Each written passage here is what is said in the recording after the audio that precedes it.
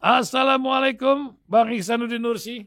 Waalaikumsalam warahmatullahi wabarakatuh. Alhamdulillah. Wih, bagaimana Bang? Sehat selalu pagi hari ini, nampaknya ini menjadi pertanyaan banyak orang ya. Kesehatan, itu yang penting ya. Maklum ini banyak badan sehat, otak ini agak-agak nampaknya ya. Nah, nampaknya kurang sehat otaknya. 36 direksi Danantara dikirim ke Swiss untuk belajar. Bukan ke Magelang yang ini Bang. Ini mau diapain ini Danantara nampaknya, nampaknya. Sementara orang lagi bingung mata uang dunia baru akan terbit. Nampaknya BRIN, entah ya, Indonesia ini nampaknya tidak ada di bendera mata uangnya ya. Kemarin India uring-uringan, sekarang Cina. Dorong yuan menjadi mata uang cadangan BRICS. India dan Brazil pasang rem. Apa yang terjadi di antara anggota BRICS? Sementara masalah mata uang ini kiris, Indonesia nampaknya sudah melanglang buana. Pagi tadi sudah masuk ke Jepang. Ini belanja lebih murah atau macam mana bijaknya kita dalam menggunakan ornamen keuangan ini? Sementara kabar terus bergulir, kereta cepat Jakarta-Bandung yang dibangga-banggakan bahkan mau diperpanjang lagi, ternyata kerugian besar sekali tiap tahunnya atau tiap satu semester, hampir 1 triliun cing. Masya Allah, KAI yang lagi dibangga-banggakan sampai uring-uringan menghadapi ini. Dan terakhir masalah data. Tak kenapa pekan lalu di Celios adukan BPS, Badan Pusat Statistik ke PBB. 5,2% nampaknya bikin garuk-garuk kepala. Emang terasa sekali. Emang ada teori supaya buruk muka kaca dibelah kata orang gitu ya.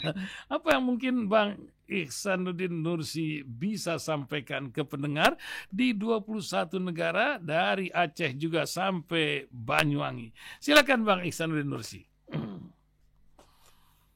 Ya, bismillahirrahmanirrahim. Subhanaka la ilma lana illa ma 'allamtana innaka anta alimul hakim. Rabbana zidna ilman warzuqna fahman. Rabbi shrah li sadri wa yassir li amri wahlul 'uqdatam min lisani yafqahu qawli. Yang pertama kita bicara dulu soal BRICS. Karena akhirnya pada hakikatnya ini bukan cuma sekedar perang dagang seperti kita sebut berkali-kali. Jadi kalau kita bicara soal tarif, pada hakikatnya adalah bicara tentang mata uang, bicara tentang sistem pembayaran. Jadi orang akan pakai duit siapa? Bagaimana bayar, transfernya kayak apa? Siapa yang sederhananya begitu gitu. Nah, ada problematik besar memang ketika Amerika adalah satu-satunya negara yang bebas mencetak mata uang ya. Dan tidak lagi berkorelasi dengan soal emas. Walaupun seperti kita sebut berkali-kali, cadangan emasnya Amerika terus-menerus meningkat, yang dalam posisi permainan tarif ini ternyata mereka sudah kehilangan, kalau saya tidak salah sudah kehilangan sekian ton. Tidak mencapai 1-2 digit, tapi cuma 1 digit. Tapi itu juga sudah cukup berarti karena permainannya ton. Nah, itu menunjukkan bahwa menguatnya dolar Amerika di dunia, di mana yang paling terpukul adalah rupiah, itu bukan karena Trump berhasil memainkan tarif, tapi justru karena Federal Reserve melepas cadangan emasnya beberapa ton gitu.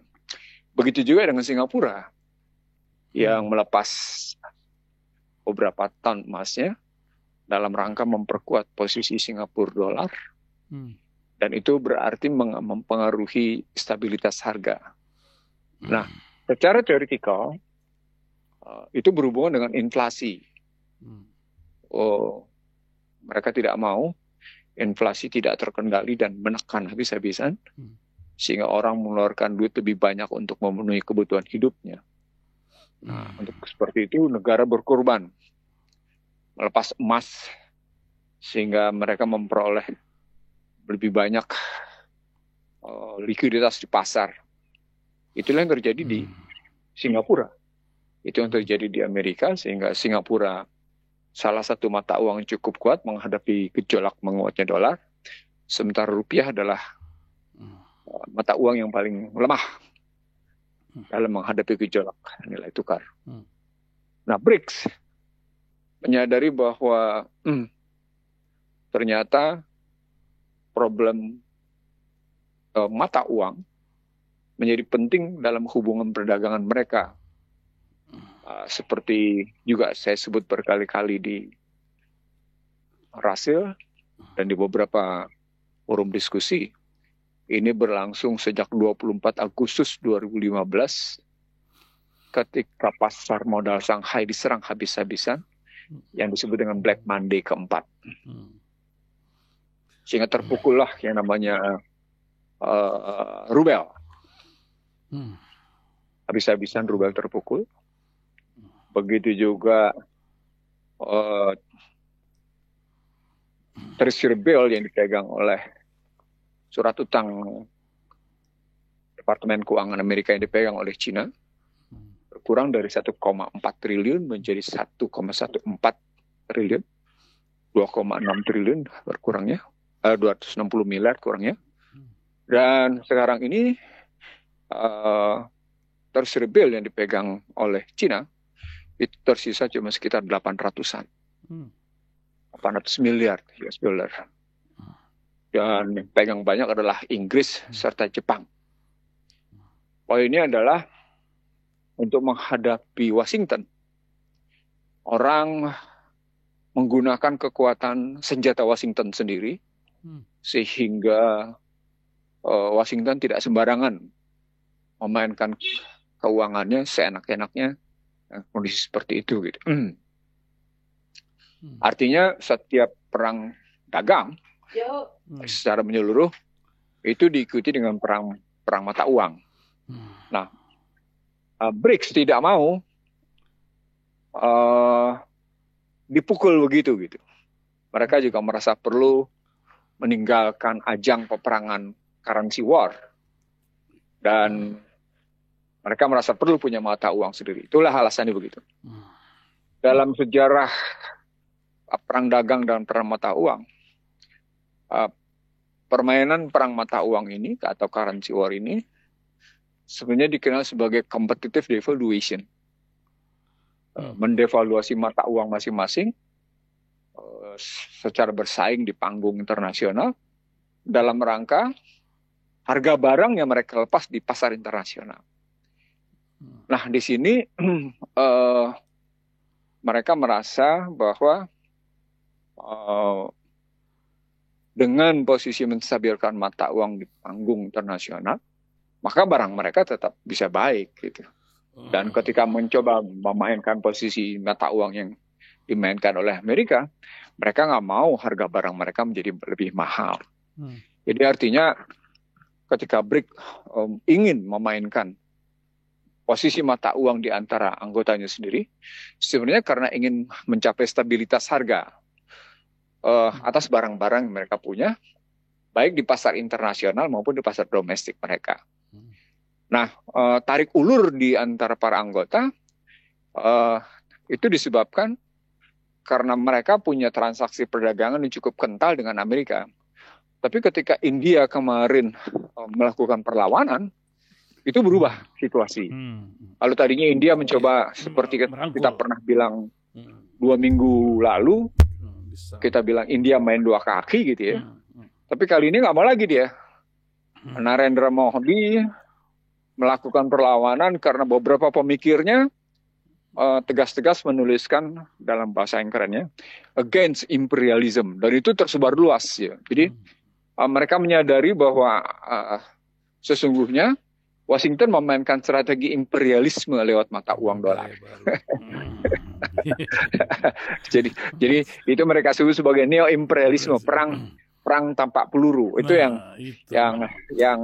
makanya saya menggunakan sebagian dikirim ke India juga, jangan ke Swiss ya mestinya sebagian. Nah, tapi tesis Danantara tentang itu karena mereka rata-rata memang pendidikan Barat. Gitu. Jadi mereka tapi India juga sama sebenarnya, mereka juga belajar dari pendidikan Barat juga, terutama dari lulusan dari Eropa, dari Amerika gitu. Tapi paling tidak kan sebenarnya persoalan sikap nasionalisme, sikap patriotis yang dibangun oleh India, Cina, Rusia, Brazil, dan Afrika Selatan gitu. Nah itu yang saya bilang berkali-kali dalam konstruksi seperti itu. Negara-negara itu tidak berhasil dicuci otaknya oleh Barat gitu. Artinya dalam bahasa lain tidak berhasil dicuci otaknya oleh Washington gitu. Sementara Indonesia banyak sekali teknokratnya, pebisnisnya, anak-anak mudanya, penegak hukumnya dan macam-macamnya itu berhasil dicuci otaknya oleh Barat gitu. Ini saya sampaikan di sebuah pembelajaran di satu tempat di mana pesertanya para calon eselon 1. Saya bilang ini pendidikannya begini, hasilnya begini, sampai ada salah seorang pesertanya. Jadi saya ingat, apa iya semua mereka yang dididik di Amerika begitu? Saya bilang enggak juga, tapi 90 sekian % rata-rata berhasil dicuci otaknya. Apalagi kalau yang menulis disertasinya di sana tentang Indonesia, bukan tentang negara di mana mereka saat itu berada. Itu tuh kayak gitu. Akan begitu. Nah, kita lanjutkan. Nah, kalau kita ngelihatnya situasi perlawanan itu muncul dari X, maka sesungguhnya juga Afrika juga melakukan perlawanan seperti kasus Ibrahim gitu ya. Burkina Faso yang tadinya kita anggap itu negara negara kecil yang kayak gitu, tapi ternyata mereka nunjukin perlawanan dengan caranya sampai akhirnya punya kelebihan dalam menunjukkan sikap gitu ya, mengatasi itu, dan rakyatnya diajarkan untuk bagaimana mengatasi itu, dan negara betul-betul menjunjung tinggi rasa keadilan gitu. Saya kira ada revolusi tersendiri di Afrika setelah mereka menyadari Perancis yang terus-menerus menekan. Jadi luar biasa gitu kalau ngeliat itu gitu. Nah, itu karenanya kita mesti mengenal di belakang istilah brainwashing tadi, lihat kebijakan-kebijakan yang saya sebut sebagai 7I gitu ya. Dan salah satu bentuk 7I yang disebut dengan indoktrinasi, intimidasi, dan inflasi, yang 3I terakhir gitu ya. Itu menyangkut apa yang disebut dengan angka pertumbuhan. Nah, yang kemarin ribut gitu. Yang 5,12% itu gitu. Laporin ke lembaga survei dunia tuh ya, sama Celios, saya dengar tuh gitu. Nah, bahasa lainnya sesungguhnya krisis kepercayaan yang luar biasa terhadap pemerintahan bukan hanya pada perilaku politik, tapi juga pada perilaku statistik, pada kebijakan ini. Ini kan soal statistik, how to lie with statistik kan gitu. Nah, saya kebetulan 2 hari ini saya ngebongkar angka-angka gitu yang muncul dari. Saya menyebut misalnya begini, kalau Ihsan Talib ingat ketika saya presentasi tentang pertumbuhan yang melambat gitu ya di Rasil ya, ketika kita bicara di puncak sana gitu. Ada 5 indikasi yang kita lihat gitu. Yang pertama, keruntuhan industri tekstil. Industri tekstil yang mengalami sunset gitu ya. Ditandai dengan PHK yang terus-menerus bergelombang. Bahkan ada istilah badai PHK, gelombang PHK, macam-macam istilah gitu. Dan itu diikuti dengan jatuhnya kelas menengah 2. Itu diikuti dengan gambaran menurunnya daya beli 3. Gitu kan? 4, nah di sini kelihatan, itu diikuti dengan gambaran purchasing management index itu di bawah angka 50. 48, 49 gitu. Menggambarkan menurunnya pembelanjaan perusahaan. Gitu ya. Itu kelihatan. Dan yang paling menarik di situ, walaupun terjadi pertumbuhan kredit gitu ya di dana pihak ketiga menurun. Tapi pada saat yang sama kita bisa lihat bahwa sebenarnya sentralisasi sumber daya produksi dan distribusi ekonomi itu hanya di tangan tertentu, sehingga konsumsi tadi menurun. Nah, begitu konsumsi menurun, kita tinggal lihat apakah konsumsi masyarakat yang salah satu pembentuk gitu ya PDB gitu dari segi itu meningkat apa enggak? Konsumsi pemerintah meningkat apa enggak? Pembentukan modal bersih bruto meningkat apa enggak? Kita lihatnya ke situ gitu, untuk melihat komponen-komponen itu gitu. Nah, lalu kita lihat ekspor impor. Nah, sebenarnya dari aspek itu yang memang membaik sedikit membaik gitu ya. Angka positifnya terjadi pada ekspor impor, terjadi surplus memang. Walaupun tetap negatif pada neraca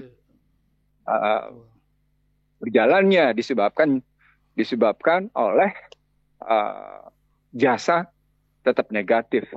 Dia tertolong oleh neraca transaksi modal finansial. Ada uang masuk ke situ. Karena apa? Karena Indonesia memang dalam posisi menerapkan suku bunga antara 6,2 sampai 6,9% per tahun. Ini yang saya sebut sebagai financialization atau finansialisasi. Gitu ya. Nah, indikator finansialisasi itu nampak pada Gini rasio. Nah, artinya terbukti, terkonfirmasi bahwa Indonesia memang menerapkan finansialisasi. Nah, inilah yang kemudian mengundang banyak orang curiga pada angka 5,12%. Karena angka saya sendiri kan, angka saya sendiri pada Rahim misalnya 4,8 plus minus 0,2 kan. Jadi artinya dia bisa 4,6, dia bisa 5, tapi angka tengahnya 4,8 gitu. Lalu saya turunin lagi 4,7 disebabkan oleh permainan perang tarif, perang mata uang, dan perang ICT. Jadi artinya dia bisa 4,5 sampai paling top 4,9. Tidak mungkin sampai 5,12. Nah, itu begitu ngelihatnya. Nah, itu tadi faktor-faktornya. Lalu kita lihat juga, itu kan tadi pada sektor pembelanjaan. Lalu pada saat sektor lapangan usahanya bisa kita lihat juga gimana kondisinya. Ternyata kan tetap dia sangat tergantung pada yang namanya pertanian, yang lagi-lagi ternyata sektor pertanian menyerap lapangan kerjanya tinggal 28%-an. Artinya makin menurun. Orang meninggalkan sektor pertanian. Maka nggak usah heran kalau kemudian proses teriak-teriakan kita tentang pangan menjadi bermasalah gitu relasi. Akhirnya dibikin tentara pangan sekarang. Iya. Walaupun mereka bilang 2026 akan ada dana 144 triliun dalam rangka ketahanan pangan gitu ya. 40 sekian triliun untuk ini, untuk pupuk dan macam-macam, sekian triliun untuk soal pembelanjaan gitu ngelihatnya. Dalam bahasa yang sederhana, kebutuhan hajat hidup orang banyak kita tentang pangan memang masih sangat ditentukan oleh impor. Begitu juga energi, apalagi energi sampai 1 juta barel per hari. Maka nggak usah heran kalau nilai tukar jatuh disebabkan oleh tadi setiap hajat hidup orang banyak yang dipenuhi melalui import, maka akan ada cost push inflation. Inflasi yang disebabkan dorongan biaya. Itu teori ekonominya begitu pasti. Cost push inflation disebabkan oleh barang impor. Itu artinya kita butuh lebih banyak dolar untuk belanja. Dolar yang kita perlukan itu kita tukar dengan yang namanya sumber daya. Nah, sumber dayanya, walaupun memang kelihatan pada angka-angka di ukuran ketahanan dan kerentanan eksternal gitu ya, itu nampak pada cadangan devisa. Memang cadangan devisa membaik gitu. Tapi kan persoalan pokoknya kemudian diukur lebih lanjut pada persoalan kekuatan fiskal membayar utang. Nah, gitu loh. Jadi dia tidak berdiri sendiri itu. Rangkaian teoretikalnya begitu, dia berkait-mengaitnya begitu gitu. Nah, ketika masuk ke dalam bayar hutang, itu juga seperti saya bilang pada hasil. Gimana 800 triliun untuk membayar utang. Habis dia, bahkan ditambah lagi dengan macam-macam. Akhirnya sepertiga APBN habis untuk bayar utang. Ya makin sempit lah. Dan pada saat yang sama ingin melakukan makan bergizi gratis gitu. Saatnya sama ingin memberikan kooperasi, saatnya sama ingin melakukan intensitas penanaman modal lewat Badan Antara. Itu kan jadi akibatnya daerah naikin PBB. Kenapa? Ya tadi karena belanja ke daerahnya dikurangin gitu. Itu mata rantainya begitu tuh kebijakannya. Muter-muternya begitu gitu. Melihatnya begitu. Siklusnya begitu. Nah, jadi yang sedang terjadi sesungguhnya adalah diperlukan satu kebijakan yang keluar dari kebiasaan, out of the box-nya, sehingga ketika muncul kegiatan makan bergizi gratis gitu ya, itu tidak seperti ini gitu. Sampai ada ngeledek, rupanya lebih penting mengisi perut daripada mengisi otak gitu. Karena pendidikannya bagian dari makan itu bagian dari pendidikan, cara makan atau makan bergizi. Ini yang jadi masalah. Belum lagi urusan yang keracunan ya. Iya. Jadi ada orang yang sampai ngeledek. Ya, kalau saya sebenarnya kan memang ada 5 sektor hajat hidup orang banyak. 5 sektor itu yang mestinya kita atasi gitu. Ya sandang, ya pangan, ya papan, ya energi, ya pendidikan, ya kesehatan gitu kan. Itu memang 5 sektor. 5 sektor yang harus negara penuhi. Makanya disebut tiap-tiap warga negara berhak atas pekerjaan dan penghidupan yang layak bagi kemanusiaan. Nah, sampai di situ fiskalnya dan moneternya terdikte. Kalau pakai bahasa keren, baik moneter maupun fiskal Indonesia sebenarnya tidak berdaulat. Betul. Kalau pakai bahasa ekonomi politiknya begitu gitu. Rakyat sejahtera. Indonesia maju. Ya, itu tapi kalau bersatu berdaulat rakyat sejahtera, faktanya seperti saya bilang, orang kan baru sekadar ngomong sekarang ada krisis fiskal segala macam gitu ya. Kayaknya mestinya bongkar omongan di Rasil deh. Itu dia. Mesti lihat omongan di Rasil deh biar tahu kayak gimana, biar belajar. Jadi analisis yang kita sampaikan tadi dari mulai cerita tentang pertumbuhan ekonomi sebagai bentuknya itu kan juga tahu bahwa pertumbuhan ekonomi dengan rumus Y sama dengan C plus I plus G plus X minus M itu sejak tahun 70 dan diulang lagi oleh Joseph Stiglitz sebagai teori gagal. Dan gagal dalam efek menetes. Kan gitu kan? Trickle down efeknya gagal kan? Kan disebutnya begitu. Tapi kan tetap dipertahankan karena modalnya modal konsumsi lebih dahulu. Lalu kemudian dimainkan investasi dan investasinya nggak punya, maka main dari luar gitu. Pada saat yang sama orang tidak mau mencari alternatif bahwa modal riba yang dibangun itu adalah salah. Kan itu riba semua tuh. Iya, tapi menteri yang hari ini berusia 63 tahun bilang kegagalan itu ternyata ada dan mau balik ke syariah. Ini saya bilang ini bagaimana sih? Jadi dia bilang komunisme dan kapitalisme. Ada hak Anda, ada hak apa? Hak orang lain di harta Anda lah, judulnya begitu. Ya, kalau pakai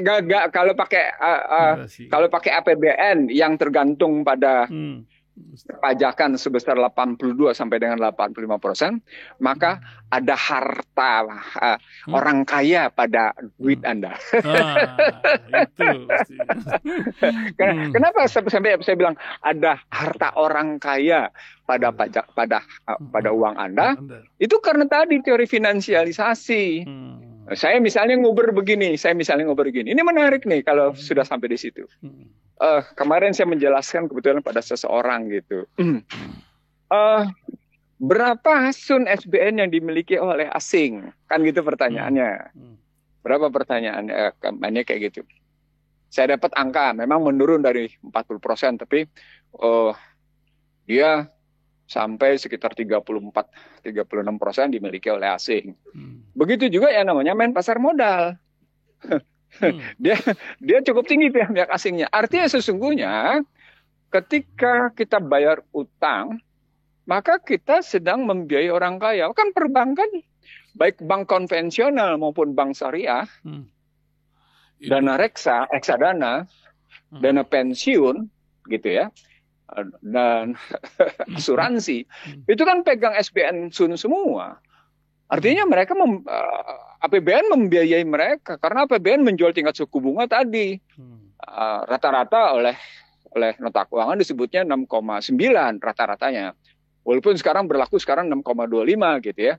Artinya orang miskin membiayai orang kaya di situ gitu. Itulah yang menyebabkan Gini rasio sulit turun.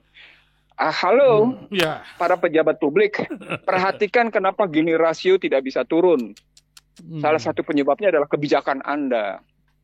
Di saat yang sama, terjadi inkonsistensi dalam pola perencanaan dan pola tindakan kebijakan.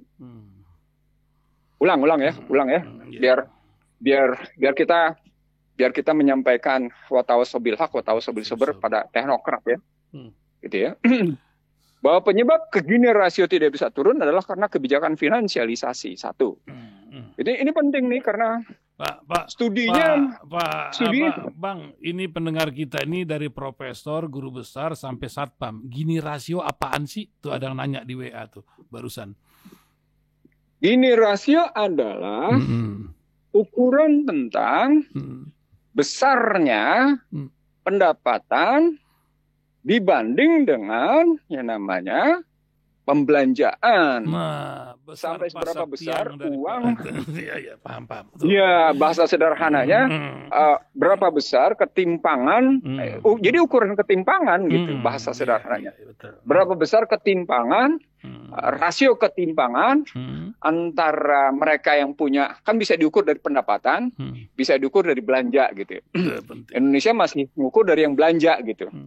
Belum mengukur dari pendapatan. Kalau pakai pendapatan lebih dahsyat lagi ketimpangannya. Ini nggak turun-turun ya itu apa penyakit ini.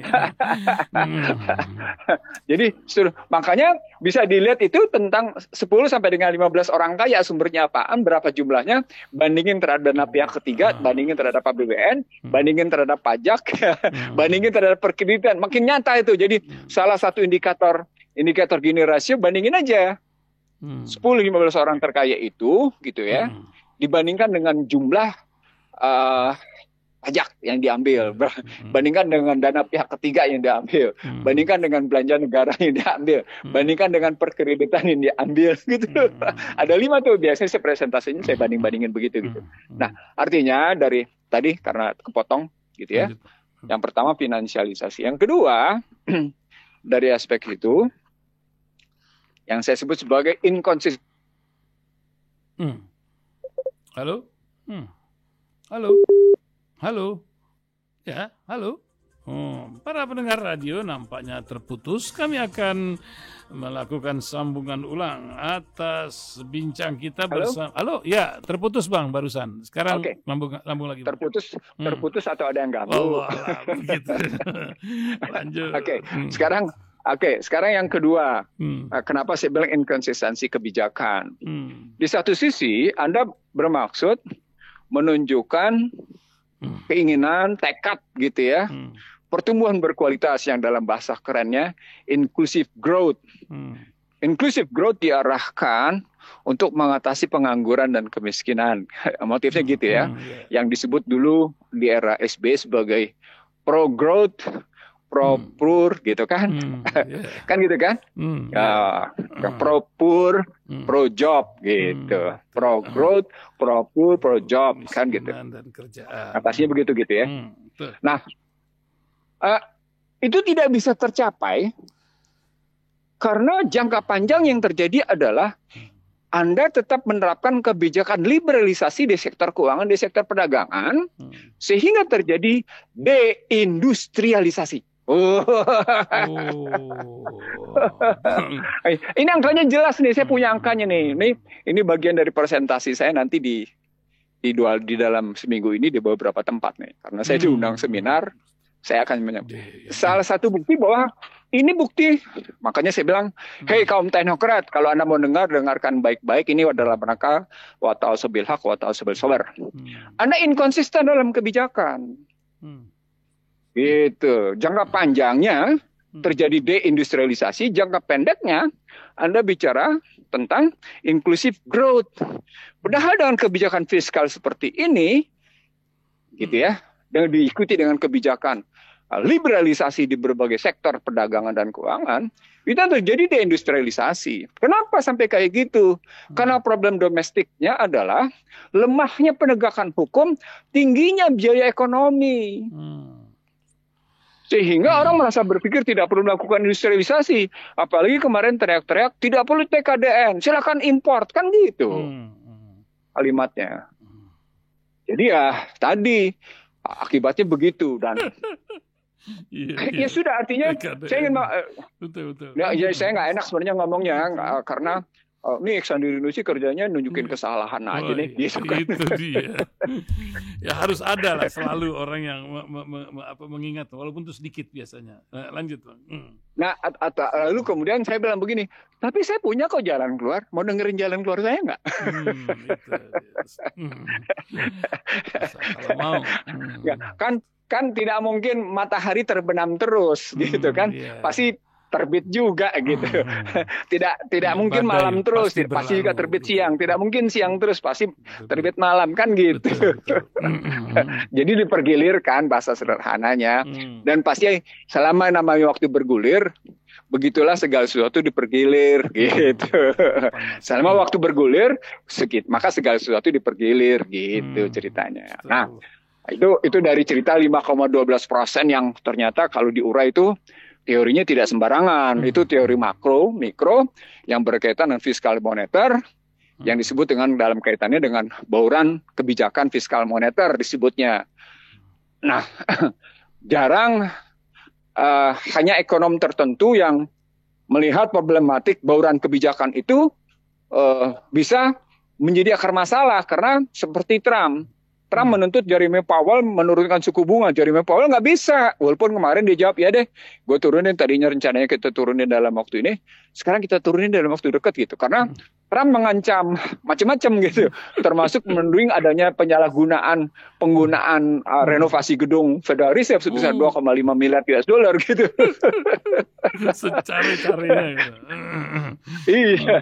Jadi artinya dalam konstruksi bauran kebijakan, ya kita memang kalau mau ngeliat kebijakan kedua-duanya itu, makanya tidak mungkin bicara BI sepenuhnya atau bank sentral sepenuhnya independen, tidak mungkin.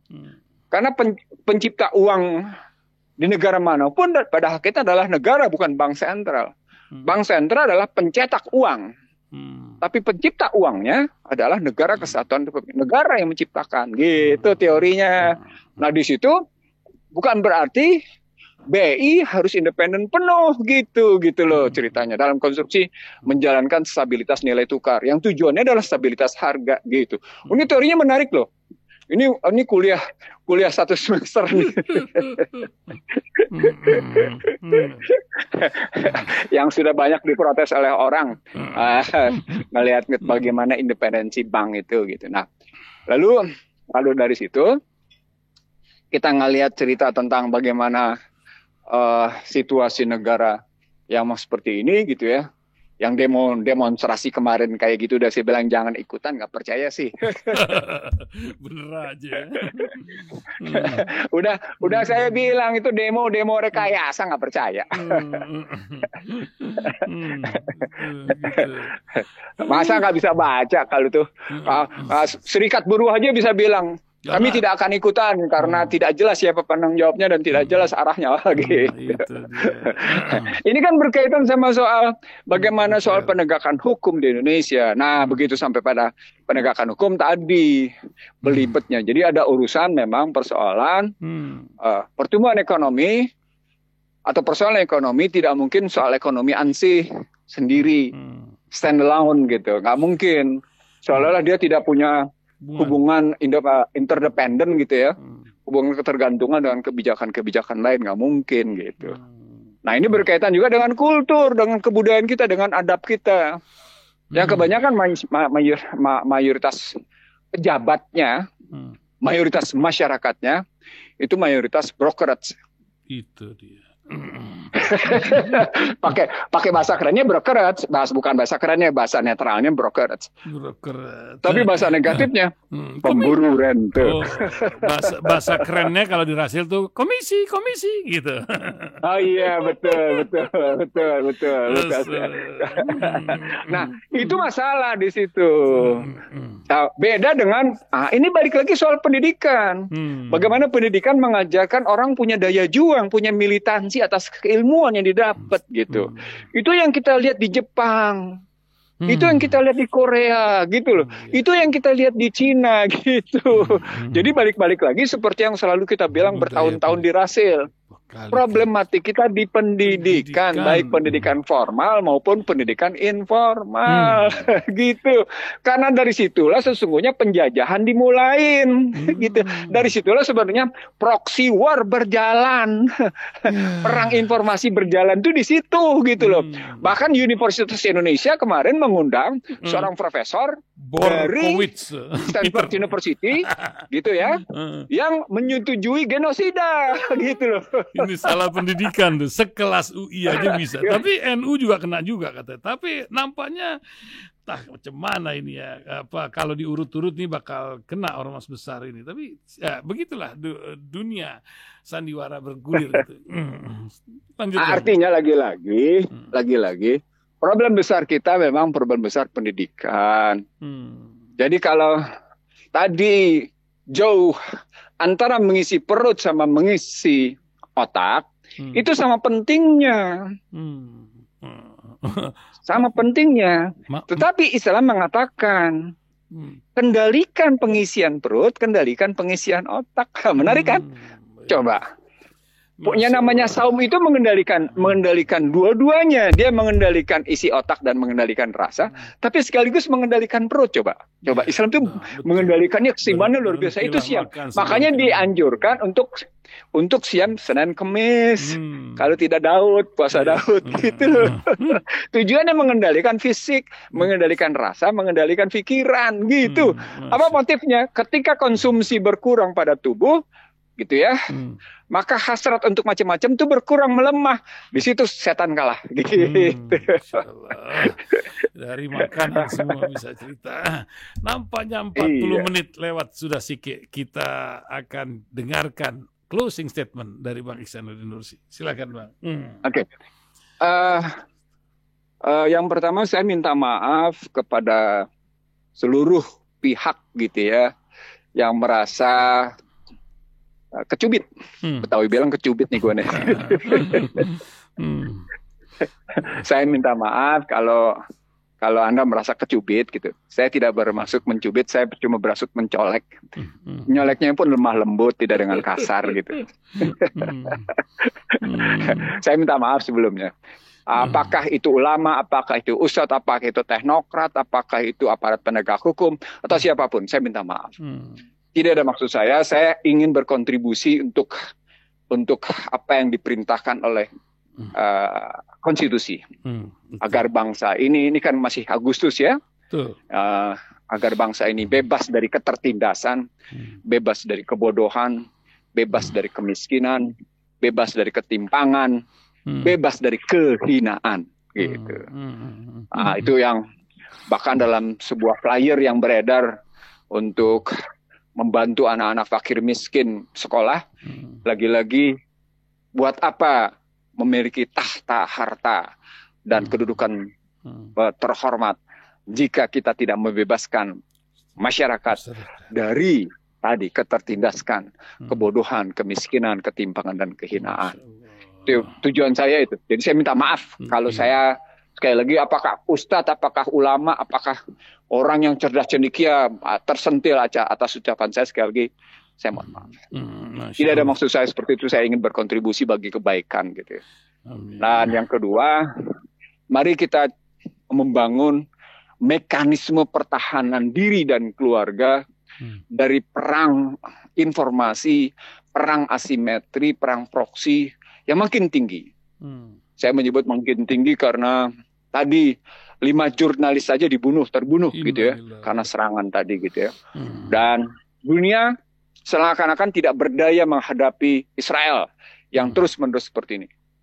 Walaupun Uni Eropa punya sikap, tapi minimal hari ini kita menyaksikan lagi dunia tidak berdaya menghadapi bengis, kejam, buas, penjahat kemanusiaan. Kita tidak bisa bikin apa-apa gitu. Seakan-akan tidak bisa. Tapi pada saat yang sama kita juga dipertontonkan matinya warga negara Amerika per tahun 78 sampai dengan 100.000 di jalanan per tahun. Karena fentanyl. Salah satunya karena itu. Allah selalu menyeimbangkan, Allah selalu membangun keseimbangan dalam kehidupan. Gitu ya. Nah, dari sana kita belajar bahwa ketika hidup kita tidak seimbang, hidup kita seperti hukum mati koruptor, tapi kemudian dia menjadi pelaku koruptor. Antagonis. Maka itulah keseimbangan. Gitu. Ketika dia menyatakan hukum mati koruptor dan kemudian dia menjadi pelaku koruptor dan kemudian meminta amnesti, itu menunjukkan betapa sesungguhnya dia tidak mengerti apa-apa. Gitu. Kecuali cuma sekedar memenuhi hasrat akan akan serakah akan tahta dan hartanya. Islam tidak mengajarkan begitu. Islam tidak mengajarkan keserakahan pada harta tahta dan seperti itu. Subhanaka Allahumma wa bihamdika asyhadu alla ilaha anta astaghfiruka wa atubu minkum. Wabillahi taufiq wal hidayah. Assalamualaikum warahmatullahi wabarakatuh. Waalaikumsalam warahmatullahi wabarakatuh.